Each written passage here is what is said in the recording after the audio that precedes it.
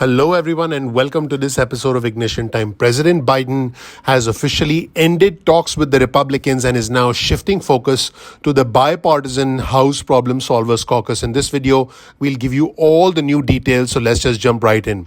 On your screen, you'll see a headline from CNN. Infrastructure talks shift to Capitol Hill, and this process could indeed get messy. Folks, what is happening is that the first round of bipartisan talks have collapsed between the White House and key Republicans, and this now triggers a complex process in DC that will test unity amongst the Democrats and President Joe Biden's own deal-making skills as the president tries to get Democrats to support the next infrastructure package. This is big news, everyone. In fact, here's a tweet on your screen from Seung-Min Kim, who's a White House reporter from the Washington Post. The Bipartisan House Problem Solvers Caucus is releasing their own $1.25 trillion infrastructure plan, which includes $487 billion in new spending. They've actually been coordinating with senators on this, as well as discussing all of this with the White House senior economic advisor Brian Deese and Louisa Terrell at the White House. Let's show you this image on your screen from Seung-Min Kim, and this is the Building Bridges Bipartisan Physical Infrastructure Framework. So folks, what is happening here is they want to set aside, and keep in mind this is a draft of $1.25 trillion. This is a draft. Keep in mind this is smaller than what President Biden wanted.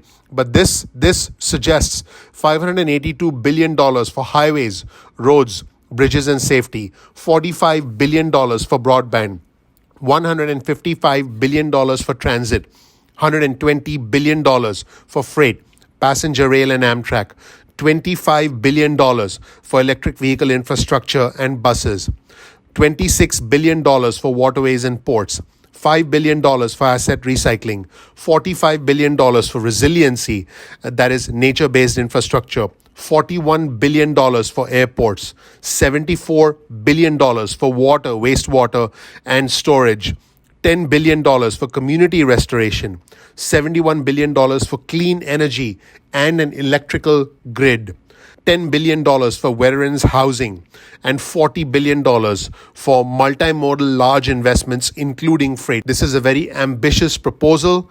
You'll see this other headline on your screen, this time from Reuters. President Biden shifts infrastructure talks to new bipartisan Senate group. In fact, the White House press secretary Jen Psaki said this, I quote, "The president informed Senator Capito that the latest offer from her group did not, in his view, meet the essential needs of our country." And Jen Psaki said this, he offered his gratitude but expressed his disappointment that while he was willing to reduce his plan by more than $1 trillion, the Republican group had increased their proposed new investments by only $150 billion. Now, Shelley Moore Capito, the Republican lead negotiator, the Republican senator from West Virginia, which, by the way, happens to be the same state from where we have the conservative Democrat Joe Manchin, she had a call with the president, and she said this: "After negotiating in good faith and making significant progress to move closer to what the president wanted, I am disappointed by his decision." So this is what's going on, everyone. A bipartisan group of senators unable to strike a deal with the president of the United States. Now, these Republicans who actually worked with the president included Bill Cassidy, Mitt Romney, Rob Portman, and many Democrats, including the key swing votes of the Democratic senator from Arizona, Kristen Sinema, and the one and only Joe Manchin, the conservative Democrat from West Virginia. Romney said that they had reached an agreement on specific items, but in his words, they were a little less solid on how to pay for them.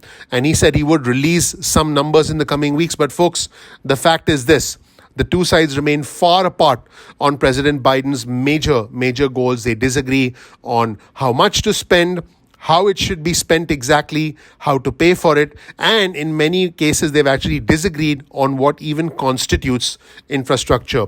This is what President Biden said recently. He said, and I quote, "I'm working hard to find common ground with Republicans when it comes to the American Jobs Plan, but I refuse to raise taxes on Americans making under $400,000 a year to pay for it. It's long past time the wealthy and corporations pay their fair share." And so this is what's going on, everybody. Bill Cassidy, in the meantime, Senator Bill Cassidy said this: POTUS, meaning the President of the United States, just called to discuss infrastructure. He said this: I brought up flood resiliency and energy provisions that would benefit Louisiana as well as the rest of our nation. That is his home state, Senator Bill Cassidy's home state. He said he strongly supports Shelley Moore Capito's efforts, and he said any infrastructure package should and must be bipartisan. So this is where things stand, everyone. The two sides still seem to be extremely far apart. Let's go back to the Building Bridges Bipartisan Physical Infrastructure Framework on your screen right now.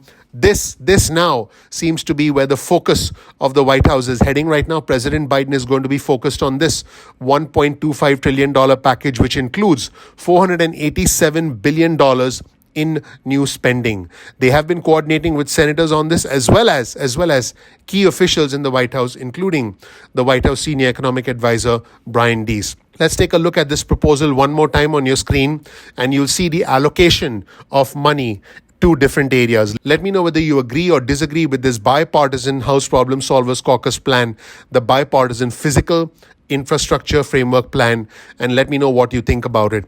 Thank you so much for watching, everyone. My name is Dr. Nitin Chhoda with Ignition Time.